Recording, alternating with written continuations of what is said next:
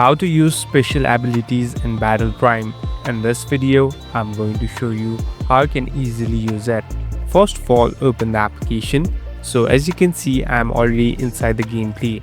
Now here on the right top, you can see this special ability button. So every character has its own ability and there are different situations that you can use in. So in different situation, you must know what the character does. So now in order to use it, simply tap on it, and as you can see, the ability has been used. So you must be aware what the ability does, and according to that you must use the ability in right situation. So it's quite useful inside this game, and it's done. Thank you for watching this video. I hope this video will help you.